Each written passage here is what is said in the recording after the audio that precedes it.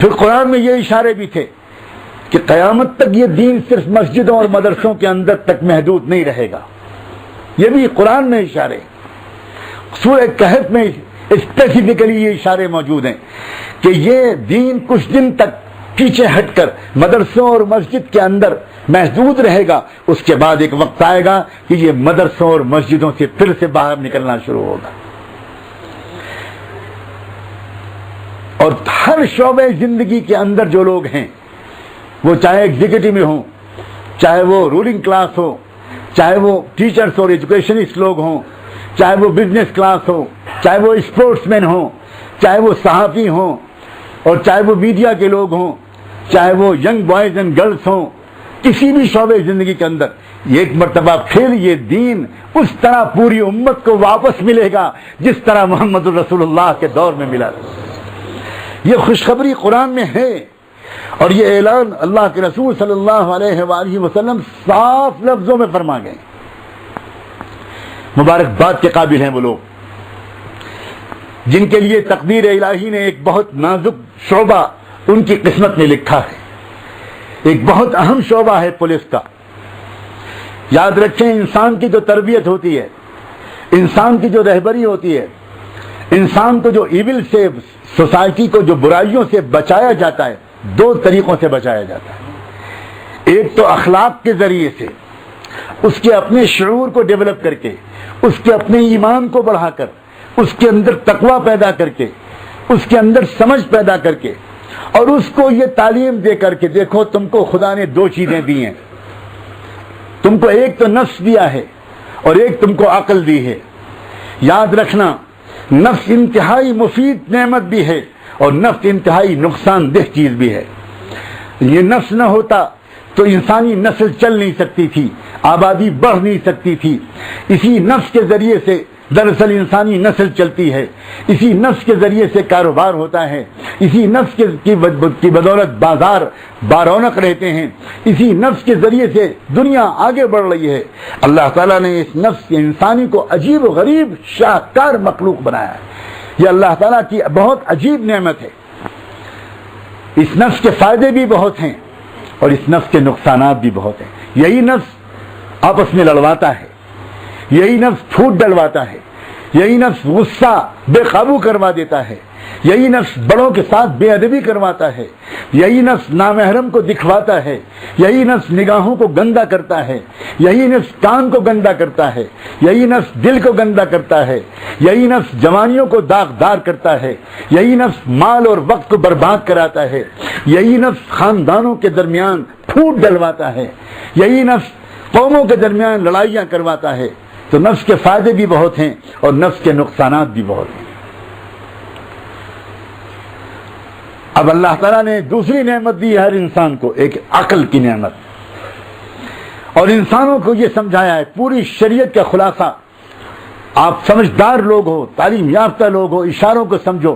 پوری شریعت کا خلاصہ یہ ہے کہ دیکھو اے انسان، نفس تم کو جب بھی کوئی مشورہ دے، نفس جب بھی تمہارے اندر کوئی جذبہ پیدا کرے، یہ دیکھ لیں، وہ سن لیں، وہ بول دیں، یہ کر دیں، یہ کھا لیں، یہ پی لیں، ادھر دیکھ لیں، ادھر گھوم لیں، ادھر ٹہل لیں، اس کے ساتھ یہ سلوک کر دیں، اس کے ساتھ وہ سلوک کر دیں. جب نفس تمہارے اندر یہ خیال پیدا کرے تو فوراً اپنی عقل سے کو ریفر کر دیا کرو، فوراً اپنی عقل سے مشورہ کیا کرو، فوراً اپنی عقل سے پوچھا کرو کہ کیا یہ کام میرے لیے مناسب ہے، کیا یہ بولنا مناسب ہے، کیا یہ دیکھنا میرے لیے مفید ہے، کیا یہ سننا میرے لیے مفید ہے، کیا یہ کام کر دینا میرے لیے مفید ہے. جیسے ہی تم عقل سے پوچھو گے، انسان کی عقل اس کو غلط مشورہ نہیں دے سکتی. یہاں تک کہ غیر مسلم اور کافر اور خاندانی کافر، اس کی عقل بھی کبھی بھی اس کو غلط مشورہ نہیں دے سکتی. عقل عجیب و غریب شے ہے. ایک انسان جو جھوٹ بولتا بھی ہے، جو دھوکہ دیتا بھی ہے، جو میوزک سنتا بھی ہے، جو شراب پیتا بھی ہے، جو چین اسموکر ہے اور سگریٹ پیتا بھی ہے، اگر آپ اس سے پوچھیں کہ یہ میں ایک ہاتھ میں سیب لیے کھڑا ہوں، ایک ہاتھ میں سگریٹ لیے کھڑا ہوں، آپ بتاؤ کون سی چیز آپ کے لیے مفید ہے، تو شاید وہ یہ کہے کہ بھئی یہ پوچھو مت، مجھے دونوں دے دو، میں مجبور ہوں، میں تو سگریٹ پینے کا عادی ہوں، لیکن میں جانتا ہوں کہ سگریٹ اچھی چیز نہیں ہے، مگر میری لت پڑ گئی ہے، میری عادت پڑ گئی ہے. کبھی کوئی انسان چاہے وہ چین اسموکر ہو اور چاہے وہ الکوہل کو ڈرنک کرتا ہو، کبھی یہ نہیں کہہ سکتا کہ یہ چیز میرے لیے بہت مفید ہے. کبھی کوئی جھوٹ بولنے والا انسان نہیں کہہ سکتا کہ جھوٹ بہت اچھی چیز ہے. انسان کی عقل اللہ تعالیٰ نے عجیب و غریب دی ہے. اب جب یہ تربیت انسان پا لیتا ہے تو پھر انسان اپنے آپ کو جرائم سے اور گناہوں سے بچا لیتا ہے. سب سے پہلے محمد رسول اللہ صلی اللہ علیہ وآلہ وسلم نے مکی زندگی کے اندر قانون کے ذریعے اصلاح نہیں کی، پہلے دلوں کو بدلا، پہلے لوگوں کو اویئرنیس دی، پہلے لوگوں کو شعور دیا، پہلے لوگوں کا ذوق پاکیزہ کیا، پہلے لوگوں کو یہ بتایا کہ دیکھو نفس کی باتوں پر چلنا مناسب نہیں ہے، سوچ لیا کرو. نفس جب بھی تمہارے اندر کوئی داعیہ پیدا کرے سوچ لیا کرو کہ یہ کام کرنا چاہیے. اس کے بعد آپ مدینے منتقل ہوئے. اب مدینے میں آ کر ایک پورا اسٹیٹ کا نظام ڈھانچہ آپ نے کھڑا کیا، اس لیے کہ آپ عجیب و غریب شخصیت تھی محمد رسول اللہ. آپ دنیا کے ہر سیکشن آف دا سوسائٹی کے لیے ایک نمونہ تھے. محمد رسول اللہ صرف مولویوں کے لیے نمونہ نہیں ہے، محمد رسول اللہ صرف بزرگوں اور صوفیوں کے لیے نمونہ نہیں ہے، محمد رسول اللہ بزنس کرنے والے لوگوں کے لیے بھی نمونہ ہیں. محمد رسول اللہ ایڈمنسٹریشن کے ذمہ داروں اور ورکرز کے لیے بھی نمونہ ہیں. محمد رسول اللہ دو فریقوں کے درمیان ان کے جھگڑے کو چکانے کی ذمہ داری چکانے والے جوڈیشری کے ذمہ داران کے لیے بھی نمونہ ہے. محمد رسول اللہ ملکوں کے ذمہ داروں سے بات چیت کرنے والے اور ملکوں کے درمیان سفارتکاری کی خدمت انجام دینے والوں کے لیے بھی نمونہ ہیں. کیوں؟ اس لیے کہ دنیا میں جس کسی کو جو کچھ بھی بننا تھا قیامت تک محمد رسول اللہ کو فالو کر کے بننا ہے. اللہ کرے سری نگر کے پولیس کے ذمہ داران، پولیس کے آفیشلز اور آفیسرز اور پولیس کے عام کانسٹیبلز اور عام لوگ یہ سب کے سب آج اپنی ہمتوں کو اور بڑھا کر یہ کہیں اب میں پوری طرح فالو کروں گا محمد الرسول اللہ. ہم آپ کو کسی مسلک کی طرف نہیں بلاتے، ہم آپ کو کسی جماعت کی طرف نہیں بلاتے، ہم آپ کو کسی پیر کی طرف نہیں بلاتے، ہم آپ کو کسی شخصیت کی طرف نہیں بلاتے، ہم آپ کو بلاتے ہیں محمد الرسول اللہ. ان کو اپنا نمونہ بنا لو، اپنا اسوہ بنا لو. ان کو دیکھو کیا مزاج تھا ان کا. قریش کی ایک عورت نے، ایک بڑے خاندان کی ایک عورت نے چوری کی. آپ کے پاس بھی کیسز آتے، آپ ہی کیسز کو انویسٹیگیٹ کرتے ہیں، آپ ہی کیسز کو عدالت تک پہنچاتے ہیں. ایک کیس آیا محمد رسول اللہ تک اور وہ کیس یہ تھا کہ فلاں عورت نے، قبیلہ مخزوم کی ایک عورت نے چوری کی. آپ نے فیصلہ سنا دیا مقدمے کی سماعت کے بعد، ساری باتوں کی تحقیق کے بعد آپ نے فیصلہ سنایا کہ یا اس کا ہاتھ کاٹ دیا جائے. کھلبلی مچ گئی سماج میں، معاشرے کے لوگوں کے اندر یہ پہلا واقعہ تھا. سینکڑوں سال سے قریش کے اندر یہ انصاف نہیں کیا گیا تھا کہ بڑے گھر کی کوئی عورت، بڑے گھر کا کوئی مرد، ایک بہت شاندار اور بڑی ریچ فیملی کا کوئی شخص، اس کو سزا دی جائے. چنانچہ باقاعدہ بہت سے لوگ ایک ڈیلیگیشن بنا کر اللہ کے رسول کے پاس آئے اور حضور سے آ کر کہا کہ اللہ کے رسول، ہماری رائے گزارش یہ ہے کہ یہ معاملہ بڑا سینسٹیو اور نازک ہے، کہیں لوگ اسلام سے واپس نہ چلے جائیں، کہیں لوگوں کے اندر انتشار نہ برپا ہو جائے. یہ ایک بڑے خاندان کی عورت ہے، اس کا ہاتھ کاٹا جائے گا تو بڑی بغاوت ہونے کا خطرہ ہے، بہت ریئیکشن ہو جائے گا، یہ ہو جائے گا اور وہ ہو جائے گا. اللہ اکبر. سراپا جمال تھے محمد الرسول اللہ، لیکن یہ بات سنتے ہی سراپا جلال بن گئے اور آپ نے فرمایا والذی بعثنی بالحق واللہ لو سرقت فاطمہ بنت محمد لقطعت یدہا. یہ تو فاطمہ ہے قبیلہ قریش کی بنی مخزوم کی، اگر محمد کی بیٹی فاطمہ بھی چوری کرے گی میں اس کا ہاتھ کاٹ کے رکھوں گا. یہ ہے یہ انصاف کہ قانون کے نفاذ میں کوئی ڈسکریمنیشن نہیں، قانون کے نفاذ میں کوئی فرق نہیں. یہ میرا ہے، یہ میرے خاندان کا ہے، یہ میرے مسلک کا ہے، یہ میری جماعت کا ہے، یہ میری قوم کا ہے. اس کے لیے اوپر سے بڑے فون آ رہے ہیں، یہ بہت ریسورسفل آدمی ہے، اس کی بڑی اپروچ ہے، اس کے لیے یہ کر دیں اور یہ کر دیں. اللہ تعالیٰ آپ کو اس امتحان میں ثابت قدم رکھے، اللہ آپ کو اس امتحان میں ثابت قدم رکھے، اللہ اس امتحان میں ثابت قدم رکھے. جتنا زیادہ آپ اس بات کو سامنے رکھیں گے کہ میری سامنے میری آخرت ہے، میرے سامنے میں اللہ کو کیا جواب دوں گا، میں کیا جواب دوں گا اللہ تعالیٰ کو؟ میں تو کبھی ناانصافی نہیں کر سکتا، میں کبھی بھی کوئی ظلم کسی کے اوپر نہیں کر سکتا۔ اللہ کے رسول صلی اللہ علیہ وسلم نے ایک مرتبہ اپنے ساتھیوں کے درمیان ایک عجب جملہ فرمایا اور ایک سسپینس کریٹ کر دیا۔ آپ نے جملہ فرمایا انصر اخاک ظالما او مظلوما، صرف اتنا جملہ فرمایا، لوگوں اپنے بھائی کی مدد کیا کرو چاہے وہ ظالم ہو چاہے مظلوم۔ ایجوکیشن کی جو فلسفی ہے، جو میتھڈولوجی ہے ایجوکیشن کی، ایجوکیشنسٹ لوگ جانتے ہیں کہ ایجوکیشن کے سینکڑوں طریقوں میں سے ایک یہ ہے کہ کوئی سسپینس کریٹ کرو اور لوگوں کے اندر کوشچن کو اٹھاؤ، لوگ خود پوچھیں۔ آپ نے اچانک یہ فرما دیا کہ اپنے بھائی کی مدد کیا کرو چاہے وہ ظالم ہو چاہے مظلوم۔ صحابہ حیران رہ گئے اور بالآخر ہمت کر کے ان میں سے ایک نے کہا کہ اللہ کے رسول، آپ نے ہم کو اب تک جو تربیت دی ہے وہ یہ ہے کہ ظالم کی مدد نہیں کرنی، مظلوم کی مدد کرنی ہے، اور آج آپ یہ فرما رہے ہیں کہ ظالم کی بھی مدد کرنی ہے اگر وہ تمہارا بھائی ہو۔ اللہ کے رسول ہم سمجھ نہیں سکے۔ میں یقین کرتا ہوں کہ ایک ٹیچر جس طرح اپنے طالب علم کے کسی ریزنیبل سوال سے خوش ہوتا ہے، اس سے زیادہ خوش ہوئے ہوں گے محمد رسول اللہ اس صحابی کے سوال سے۔ آپ سمجھ گئے ہوں گے کہ میری محنت بیکار نہیں جا رہی، انہوں نے اسلام کی اسپرٹ کو صحیح سمجھا ہے، یہ بات ان کے رگ و پے کے اندر بیٹھ گئی ہے کہ مظلوم ہی کی مدد کرنا ہے، ظالم کا ساتھ نہیں دینا، چاہے وہ اپنا سگا ہو، اپنا بھائی ہو، نیئرسٹ اینڈ ڈیئرسٹ ون ہو، ہمیں مظلوم کی مدد کرنا ہے۔ تو صحابہ نے پوچھا کہ اللہ کے رسول آپ نے اب تک جو ہم کو سکھایا ہے وہ تو کچھ اور ہے، وہ تو یہ سکھایا تھا کہ مظلوم کی مدد کرنا ہے، ظالم کی مدد نہیں کرنا، آج آپ کیا فرما رہے ہیں؟ تب آپ نے مسکراتے ہوئے وضاحت فرمائی اور فرمایا سنو غور سے، ظالم کی مدد کرنے کو جو میں کہہ رہا ہوں تو اس کی مدد کا مطلب ہے اس کو ظلم کرنے سے روکو، یہ اس کی مدد ہے، اور مظلوم کی مدد یہ ہے کہ اس کو اس کا حق دلواؤ۔ آپ کے اوپر، آپ کے کندھوں پر ایک بڑی بھاری ذمہ داری ہے۔ اللہ کرے کہ اللہ اپنے بندوں کو روزانہ توفیق دے۔ یقین مانے آپ کو حیرت ہوگی، کسی اللہ والے کے پاس ذرا کچھ دن رہ کر تو دیکھیے کیا ہوتے ہیں یہ اللہ والے۔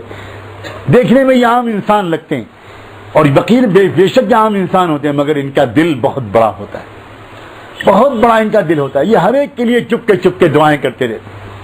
میں بچپن میں اپنے والد ماجد رحمۃ اللہ علیہ کے ساتھ جب نکلا کرتا تھا، 6-7 سال 8-10 سال کی بات ہے، لگاتار میں دیکھتا تھا، بہت ہمیشہ ایسا ہوتا تھا کہ جب وہ کسی سڑک پر سے گزر رہے ہوتے تھے، وہ چاہے پیدل جا رہے ہوں یا سواری پر جا رہے ہوں، تو میں اکثر دیکھتا تھا کہ وہ ان کی آنکھوں سے آنسو جاری ہیں اور کچھ رقت طاری ہیں، رو رہے ہیں، کچھ چپ کے اللہ تعالیٰ سے کچھ دعائیں مانگ رہے ہیں۔ اس وقت تو میں پوچھنے کی ہمت بھی نہیں کر سکتا تھا، چھوٹا بچہ تھا۔ ایک بار میں دلی سے احمد آباد فرنٹیئر میل پر جا رہا تھا ان کے ساتھ، مجھے خوب یاد ہے کہ ریلوے پلیٹ فارم پر بھی جب اسٹیشن ٹرین رکی تو اس وقت پھر وہ اسٹیشن اترے کسی ضرورت کے لیے، اور پھر میں نے دیکھا کہ وہ واپس جو آئے ہیں تو ان کی آنکھوں میں آنسو ہیں۔ اس وقت میں نے پوچھا، اس وقت میں تقریباً 14-15 سال کا رہا ہوں گا، میں نے اس وقت ان سے پوچھا کہ ایک بات بتائیے، یہ اکثر ہم دیکھتے ہیں، بچپن سے دیکھتے چلے آ رہے ہیں کہ آپ سڑک پر نکلتے ہیں، بازار میں گزرتے ہیں، کہیں جاتے ہیں تو آپ کی آنکھوں میں آنسو ہوتے ہیں، آپ دعا کرتے ہیں۔ عجیب بات انہوں نے فرمایا کہ میرے اور میرے رب کے درمیان راز تھا، میں نہیں چاہتا تھا کسی کو بتاؤں، تم کو اس لیے بتا رہا ہوں کہ تم کو بتانا میرا فرض ہے، کاش کہ تم اس پر خدا کرے عمل کر سکو۔ سنو، جب گزرا کرو تو راستے میں چلنے والوں کے لیے، دکان تک کام کرنے والوں کے لیے، تاجروں کے لیے، پولیس کے لوگوں کے لیے جو سڑک پر کھڑے ہوئے کنٹرول کر رہے ہیں ٹریفک کو یا نگرانی کر رہے ہیں، جو لوگ بھی ہیں ان سب کے لیے اللہ سے دعا کرتے رہا کرو، اللہ ان سب کو ایمانداری کے ساتھ اپنی ذمہ داریاں ادا کرنے کی توفیق دے، اللہ ان کو روزی دے دے، اللہ ان کو آسان روزی دے دے، اللہ اس مزدور کو بھی دے دے، اس رکشے والے کو بھی دے دے، اس بوٹ پالش کرنے والے کو بھی دے دے، اس چائے بیچنے والے کو بھی دے دے۔ عجیب دل کے اندر انسانوں کی خیر خواہی کا جذبہ اس بندے کے اندر آ جاتا ہے جس بندے کو اللہ سے محبت ہو جاتی ہے. اللہ سے محبت مخلوق سے لوگوں کو بندے کو کاٹتی نہیں بلکہ اس کے دل کے اندر ایک درد آ جاتا ہے. میں کیا کروں, کاش کہ میں سب کے کام آ سکتا, نہیں آ سکتا تو کم سے کم دعاؤں کے ذریعے لوگوں کے غم ہلکے کروں, کم سے کم اللہ تعالیٰ سے کہوں. بڑی نازک ذمہ داری ہے جو تقدیر الہی نے آپ کے نام آپ کے سپرد کی ہے. کیا پتہ اللہ تعالیٰ کو کیا منظور ہے, کیا پتہ اللہ تعالیٰ کو منظور کیا ہے. خدا کرے کہ ایک ایسا مقام آئے کہ ہم جیسے لوگ ملک اور صوبوں کو چلانے والوں کو مشورہ دے سکیں کہ آپ کو اگر ایک آئیڈیل ایماندار پولیس کے لوگ دیکھنے ہیں تو آپ سری نگر کی پولیس کو جا کر دیکھو. آج میں سری نگر کے پولیس لائن کی مسجد میں بیٹھا ہوں. مجھے جس وقت میں یہاں داخل ہوا اچانک یاد آیا, بہت عرصے کی بات ہے, ہمارے یہاں یوپی میں ایک شہر ہے الہ آباد کی پولیس لائن میں سال میں 2 مرتبہ وہ پروگرام کرتے ہیں. ایک مرتبہ ہندو مذہبی پروگرام کرتے ہیں, ایک مرتبہ مسلم مذہبی پروگرام کرتے ہیں 12 ربیع الاول کے موقع پر. اس وقت سیرت کے موضوع پر وہ کوئی جلسہ کرتے ہیں اور سارے آئی جیز, D I Gs, S S Ps اور نیچے تک کے سارے لوگ بالکل سب کے سب ہزاروں کی تعداد میں وہاں جمع ہوتے ہیں. ایک بار مجھے انہوں نے بلایا جلسہ سیرت کے موقع پر اور میں نے دل کھول کر ان پورے آفیسر کے سامنے, جس میں مشکل سے شاید 15-20 مسلمان رہے ہوں گے, سارے کے سارے نان مسلم لوگ تھے, اور میں نے ان کے سامنے محمد رسول اللہ کی سیرت بیان کی اور کچھ ان کے واقعات بیان کیے اور خود ہندوؤں کے جو مذہبی کتابیں ہیں کچھ ان کے کوٹیشنز میں نے کوٹ کیے, کچھ ویداس سے, کچھ گیتا سے, اور ان کے سامنے میں نے اس بات کو دل کھول کر بیان کرنے کی کوشش کی کہ میں آپ کے سامنے اپنا فرض سمجھ کر یہ کہتا ہوں کہ نماز عربی زبان کا لفظ نہیں ہے, نماز فارسی زبان کا لفظ ہے.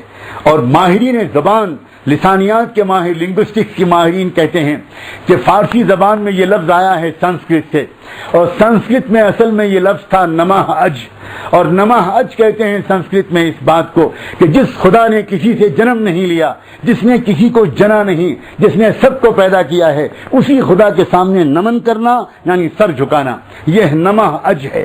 اور نماہ اج گیتا کے 6 باب میں اس کا پورا باب بیان کیا گیا ہے. میں نے وہ پڑھ کے سنایا اور ان کے سامنے نماز کے رکوع سجدے کر کے دکھائے اور ان کو بتایا آپ جو اس وقت دانڈوت کرتے ہیں, آپ جو اس وقت جس طرح پورے الٹے لیٹ کر آپ سجدہ کرتے ہیں, یہ آپ کی کتابوں میں اس طرح سجدہ نہیں بتایا گیا. شاشتنگ بولتے ہیں گیتا کی زبان میں, شاشتنگ کا مطلب بدن کے 8 اعضاء, بدن کے 8 اعضاء جس زمین پر لگیں اس خدا کے سامنے, اور میں نے ان کے سامنے اسٹیج پر سجدہ کر کے بتایا یہ ہے وہ سجدہ جو آپ کی کتابوں میں بتایا گیا تھا, اور یہ ہے وہ نماز. اور ہم اس ملک کے مسلمان, پورے عالم کے مسلمان اس نماز کو زندہ رکھنے کی کوشش کر رہے ہیں. سب سے پہلے قدرت نے آپ کو یہ تحفہ دیا تھا. آدم علیہ السلام جنت سے جو اتارے گئے تھے تو اسی ملک کے جنوبی حصے میں اتارے گئے تھے. مفسر ابن کثیر رحمۃ اللہ علیہ نے اپنی کتاب ابن کثیر میں کئی سندوں سے ثابت کیا ہے کہ آدم علیہ السلام سرزمین ہند میں بھیجے گئے تھے. ہمارا رشتہ, اسلام کا رشتہ اس خطے سے اتنا پرانا ہے. میں نے دل کھول کر اللہ کی توفیق سے بیان کیا. میرے پہلے شیخ, میرے مرشد, میرے محسن حضرت مولانا محمد احمد صاحب پرتاپ گڑھی اس وقت حیات تھے اور الہ آباد میں تھے, اور میں پہلے ان کی خدمت میں ایک دن رہا اور بہت عاجزانہ ان سے دعا کرا کے گیا. حضرت ہزاروں ہندو بھائیوں کے سامنے مجھے اسلام کو پیش کرنا ہے. یہ حضرت کی دعا اور توجہ کی برکت تھی کہ پتہ نہیں میرے اوپر مضامین کی کتنی آمد تھی, اور تقریباً 2.25 گھنٹے میں نے پورے قرآن و حدیث سیرت کی روشنی میں اس مجمع کے سامنے بیان کیا. اللہ اکبر, عجیب اللہ تعالیٰ نے اس وقت ایک تجربہ کرایا. جب میں بیان کر کے فارغ ہوا تو ایک ڈی آئی جی صاحب جو پہلے مجھ سے جنہوں نے استقبال کیا تھا وہ اٹھے, مسٹر ترپاٹھی ان کا نام تھا, KN ترپاٹھی. وہ کھڑے ہوئے اور انہوں نے مائک سنبھالا اور مائک سنبھال کر کہا نعمانی صاحب میں آپ کو اور اس سب لوگوں کو گواہ بنا کے کہتا ہوں جتنی باتیں آپ نے اس وقت اب تک بیان کی ہیں میں نے سب کو سویکار کیا, میں نے سب کو مانا. میں نے بالکل آج سے میں تسلیم کرتا ہوں یہ بات. اب آگے جو کچھ بھی بچا ہے وہ سکھانا آپ کی ذمہ داری ہے. کاش کہ آپ لوگ ہم کو آ کر آپ نے ہم کو پہلے بتایا ہوتا تو ہم بہت پہلے شاید مان گئے ہوتے. ہمیں کوئی گیان بتانے والا نہیں ہے, ہمیں کوئی علم سکھانے والا نہیں ہے. سچی بات میں آپ کو میں نے اس مثال سے اس لیے پیش کیا ہے کہ تاکہ میں کسی طرح آپ کے حوصلے کو بڑھا سکوں. اگر آپ نے ایک ڈسٹرکٹ کے اندر اور اللہ کرے کہ آگے بڑھ کر ایک اسٹیٹ کے اندر اگر آپ نے ایک ایمانداری کے ساتھ پولیسنگ کر کے دکھا دی اور آپ نے دکھا دیا کہ یہاں کی پولیس کرپشن سے بالکل محفوظ ہے, اگر آپ نے دکھا دیا کہ یہاں کی پولیس پارٹیشن رول پلے نہیں کرتی, یہاں کی پولیس ایمانداری کے ساتھ اپنی ذمہ داری ادا کرتی ہے, یہاں کی پولیس کیوں ادا کرتی ہے؟ اس لیے کہ یہاں کی پولیس کے اکثر لوگوں نے یہ طے کر لیا ہے کہ مجھے محمد الرسول اللہ کے طریقے پر چلنا ہے, میری تمنائیں محدود ہوں گی, میں رشوت کے طریقے کو لے کر اپنے بچوں کو حرام نہیں کھلواؤں گا, میں اپنے بچوں کے پیٹ کو حرام طریقے سے نہیں پالوں گا, میں سادہ زندگی گزاروں گا, میں قناعت کی زندگی گزاروں گا, میں نماز کی بھی پابندی کروں گا اور اپنی ڈیوٹی بھی ایمانداری سے ادا کروں گا. اگر آپ نے کوئی بھروسہ نہیں ہے, کوئی بعید نہیں, اللہ تعالیٰ کب کس وقت کس کام کو کیسی قبولیت دے دے, کب کس کام کو کیسا ریکگنیشن دے دے, کب کس کام کو کیسا عام کھلا ہوا اعتراف دے دے. یقین مانیے دنیا کے لوگ اس کرپشن سے عاجز آ چکے ہیں, تنگ آ چکے ہیں, پریشان ہیں. کوئی تو ہمت کرے, کہیں پر تو کوئی ایک نمونہ قائم ہو.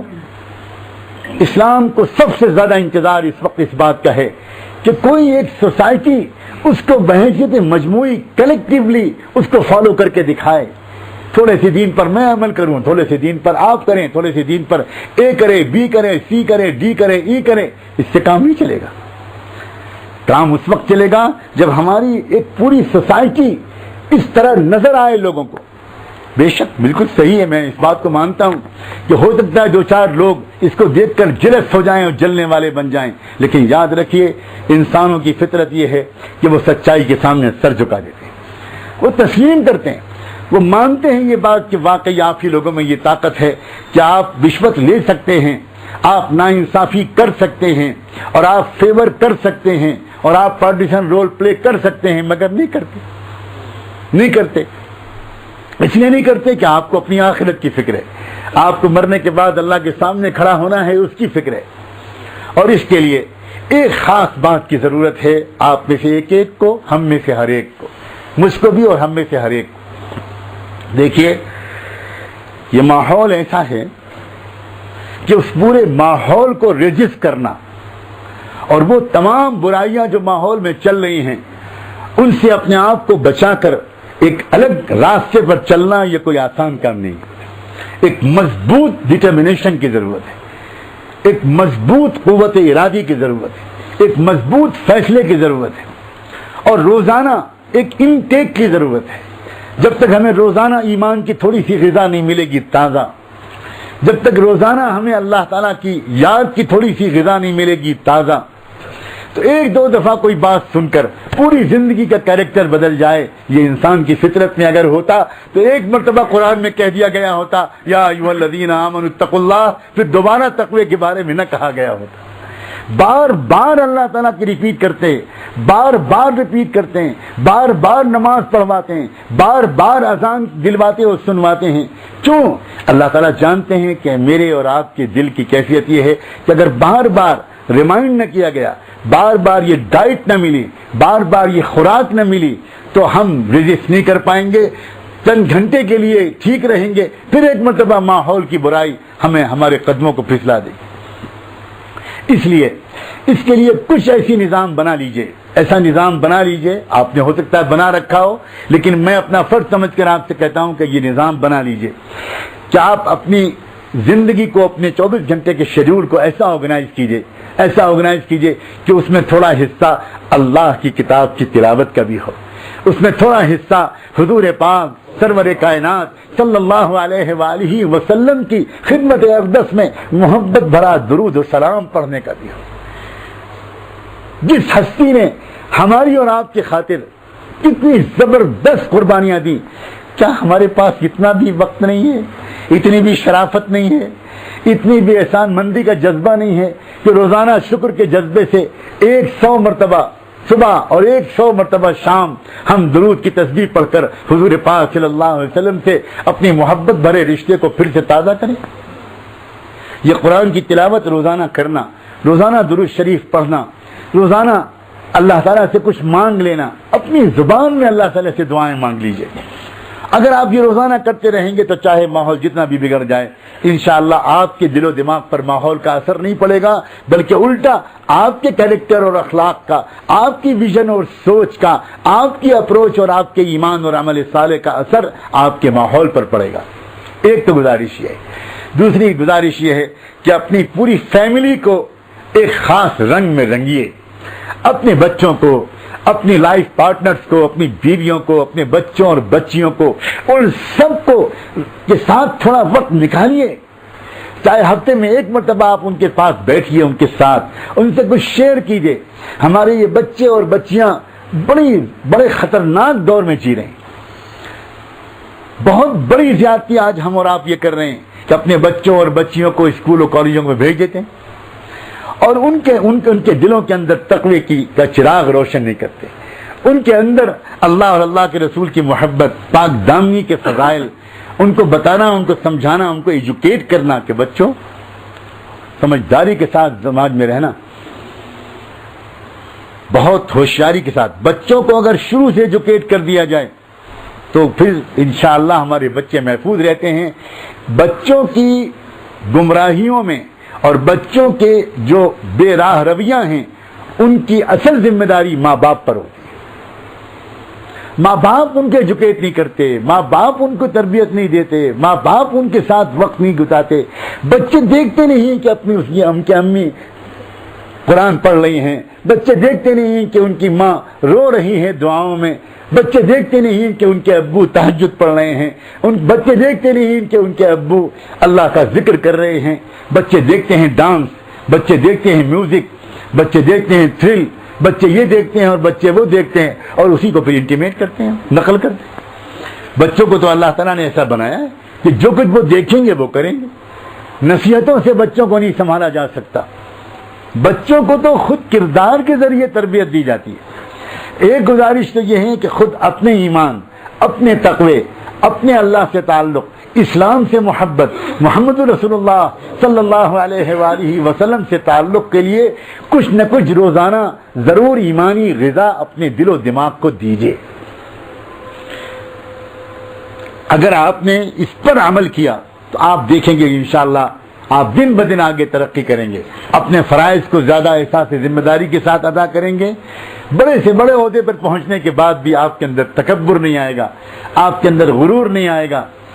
ایک عام انسان کسی پولیس والے سے جب کچھ اچھے مسکراہٹ کو دیکھ لیتا ہے، اس کے ایک پازیٹیو، ایک کوآپریٹو ہینڈ اس کی طرف بڑھتا ہے تو اس انسان کی جان میں جان آ جاتی ہے، عجیب طرح کا حوصلہ اس کو ملتا ہے، عجیب طرح کی اس کی امید ہوتی ہے۔ ورنہ عام طور پر ہمارے ملکوں میں جو عام حالات ہیں، ایک شریف انسان پولیس اسٹیشن میں جاتے ہوئے گھبراتا ہے، ایک عورت پولیس اسٹیشن میں جاتے ہوئے ڈرتی ہے کہ کہیں میری عزت کے ساتھ کھلواڑ نہ ہو۔ اللہ کا بہت کرم احسان ہے، جہاں تک میری معلومات ہیں، جو آپ ہی لوگوں میں سے کچھ لوگوں نے مجھے تھوڑا بہت فیڈ بیک دیا ہے، اس کی وجہ سے میں یہ نیک گمان رکھتا ہوں کہ بہت غنیمت ہے آپ کے ہاں کا ماحول، مگر ستاروں سے آگے جہاں اور بھی ہے، اور آگے بڑھیے، اور آگے بڑھیے، اور آگے بڑھیے۔ اور دوسری چیز، اپنی فیملی کو، اپنے بچوں کو، اپنے گھر کے لوگوں کو ایک سادہ شریعت کی پابند زندگی کا عادی بنائیے۔ ان کو بتائیے کہ حیا اور پاک دامنی کس قدر باوقار اور سنجیدہ زندگی کا سلیقہ سکھاتی ہے، اور بے حیائی، فیشن کی زندگی، بے پردگی کی زندگی، بے شرمی کی زندگی، یہ انتہائی، یعنی سچی بات یہ ہے کہ کیسے لوگ گوارا کرتے ہیں، میں تو سچی بات یہ سمجھ ہی نہیں پاتا، کیسے گوارا کرتے ہیں کہ ان کی بیٹیوں کے حسن کو دوسرے لوگ دیکھیں، ان کی بیویوں کے حسن کو دوسرے لوگ دیکھیں، کیسے گوارا کرتے ہیں؟ یہ کیسی بے غیرتی ہے کیا یہ؟ ریئلی میں سچ کہتا ہوں، آئی مین لاسٹ ٹو انڈرسٹینڈ، بالکل میری سمجھ میں نہیں آتا۔ میں شرعی نقطہ نظر سے نہیں کہتا، انسانی نقطہ نظر سے کہتا ہوں، فطری نقطہ نظر سے کہتا ہوں۔ اور الحمدللہ کل سے جہاں میں نے یونیورسٹی میں بات ختم کی تھی، میں آخری بات جو وہاں نہیں کہہ سکا تھا، میں وہ کہہ کر بات کو مکمل کرتا ہوں۔ دنیا ایک تبدیلی کی طرف تیزی سے آگے بڑھ رہی ہے۔ وہ دن کہ جس وقت غریب لوگ، بے پڑھے لکھے لوگ، دیہات کے لوگ صرف وہ اسلام پر چلتے تھے، چند وقفہ امت میں ایسا بھی گزرا ہے، الحمدللہ وہ وقفہ پھر سے واپس جا رہا ہے، اور اب روشن خیال لوگ، ایجوکیٹڈ لوگ، ہائی پروفائل کے لوگ، اور وہ تمام لوگ جو گویا سوسائٹی میں کسی اچھے عہدوں پر ہیں، ایک اچھے اسٹیٹس پہ رہتے ہیں، اب وہ بھی الحمدللہ اسلام کی طرف آ رہے ہیں، کیونکہ انہوں نے تجربہ کر کے دیکھ لیا، اور تجربہ کیا انہوں نے مغرب کی دجالی تہذیب کو فالو کر کے، سوائے ندامت اور شرمندگی اور پچھتاوے کے ان کے ہاتھ میں کچھ نہیں آیا۔ اللہ کا شکر ہے گئے دن کے تنہا تھا انجمن میں اب وہ دن نہیں ہے جس میں کہ صرف مسجد کا ملا وہ نماز پڑھتا ہو۔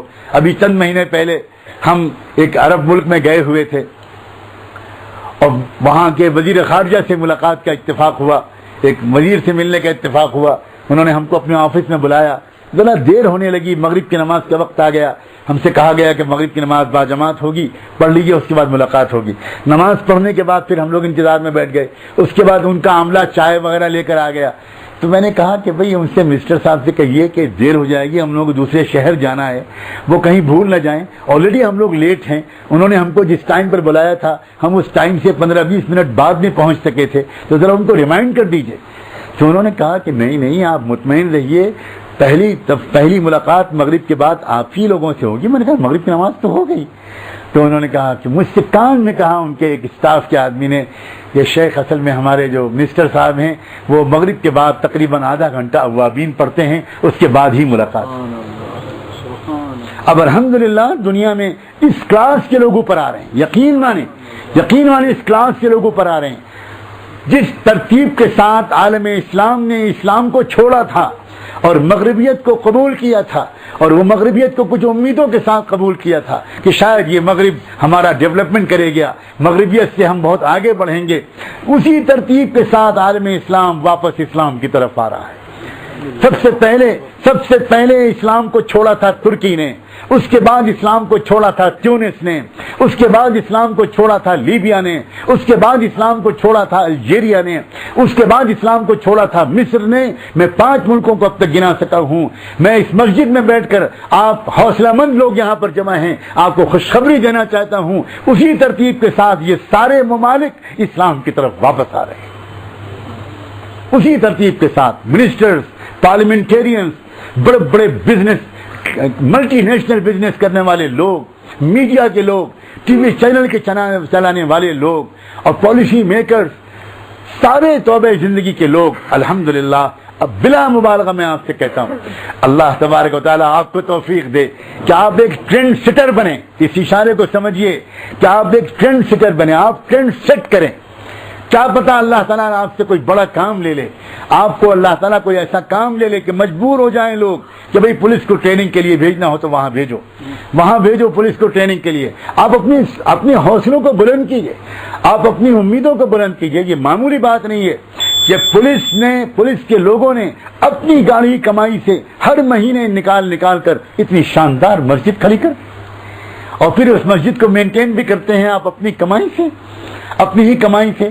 یہ اس بات کی دلیل ہے کہ آپ کے دل میں ایمان ہے، آپ کے دل میں ایمان ہے۔ کیوں کہہ رہا ہوں میں یہ بات ہمت کر کے؟ اس لیے کہ قرآن کہتا ہے انما یعمر مساجد اللہ من آمن باللہ والیوم الآخر۔ قرآن کہتا ہے مسجد کو آباد وہی بندہ کرتا ہے جس کے دل میں ایمان ہوتا ہے، جس کے دل میں ایمان ہوتا ہے۔ اس لیے آپ اپنے علم کو، اپنے ذکر کو، اپنے عمل کو، اپنے تقوی کو، اپنی کیریکٹر کو اور آگے بڑھائیے۔ خبردار حرام لقمہ لے کر گھر میں مت جائیے، کوئی حرام لقمہ لے کر گھر میں مت جائیے۔ کسی مظلوم کی بد دعا سے بچیے، کسی مظلوم کی بد دعا سے بچیے۔ اتقی دعوت المظلوم فإنہ لیس بینہا وبین اللہ حجاب۔ اللہ کے رسول نے فرمایا مظلوم کی دعا سے بچنا۔ کس کو فرمایا؟ کسی فقیر کو نہیں کہا تھا۔ جس شخص کو بھیج رہے تھے ایک علاقے کا رولر بنا کر، گورنر بنا کر، حکمراں بنا کر، اور مدینے کے مرکز خلافت کا ایک نمائندہ بنا کر، اس کو نصیحت کی، فرمایا اتقی دعوت المظلوم، مظلوم کی بد دعا سے بچنا، مظلوم کی بد دعا سے بچنا۔ کیوں؟ اس لیے کہ مظلوم کی بد دعا براہ راست اللہ تک پہنچتی ہے، براہ راست اللہ اور اس کے درمیان کوئی حجاب نہیں ہوتا، کوئی حجاب نہیں ہوتا۔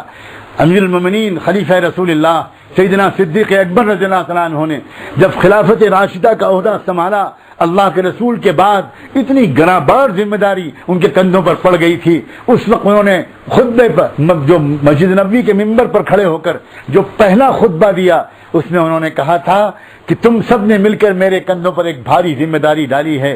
میں ایک عہد تم سے کرتا ہوں, ایک عہد تم سے لینا چاہتا ہوں. میں تم سے یہ عہد کرتا ہوں کہ ابو بکر اس وقت تک کسی کمزور کا ساتھ نہیں چھوڑے گا جب تک کہ اس کو اس کا حق نہیں دلا دے گا, اور کسی طاقتور کو جو کمزور کو ستا رہا ہوگا اس وقت تک اس طاقتور کی اصلاح کا کام نہیں چھوڑے گا جب تک کہ وہ طاقتور اس کمزور کو اس کا حق نہیں دے دے گا. میں تم سے وعدہ کرتا ہوں کہ میں یہ ذمہ داری کو اس طرح نبھاؤں گا, اور تم سے یہ کہنا چاہتا ہوں, تم سے یہ وعدہ لینا چاہتا ہوں کہ تم میری نگرانی رکھو. جس وقت تم محسوس کرو کہ میں کوئی غلط فیصلہ کر رہا ہوں, یہ ناانصافی کر رہا ہوں, جھجکنا مت, مجھے سب کے سامنے ٹوک دینا, اور مجھے زبان سے ٹوکنا, نہ مانوں تو اپنے ہاتھ سے مجھے روکنا. یہ لوگ تھے جنہوں نے پوری دنیا کے اندر انقلاب برپا کر دیا. دنیا ترس رہی تھی جیسے آج پھر سے ترس رہی ہے. دنیا ترس رہی تھی, اور جیسے میں نے کل بھی کہا تھا یونیورسٹی میں, اسلام جو پھیلا تھا وہ تھیوری کی وجہ سے نہیں پھیلا تھا, اسلام تقریروں سے کے ذریعے نہیں پھیلا.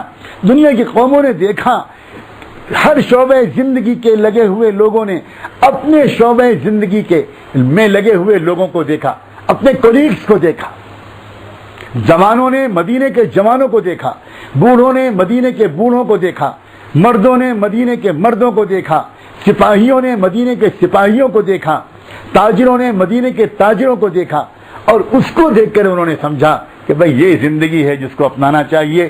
دعا ہے کہ اللہ تبارک و تعالی آپ سب کی اس محبت کو بے حد قبول فرمائے, اور آپ سب کی اور ہم سب کو اللہ تعالی روزانہ ہمارے ایمان میں اور ہمارے کردار میں ترقی نصیب فرمائے. وآخر دعوانا ان الحمد للہ رب العالمین.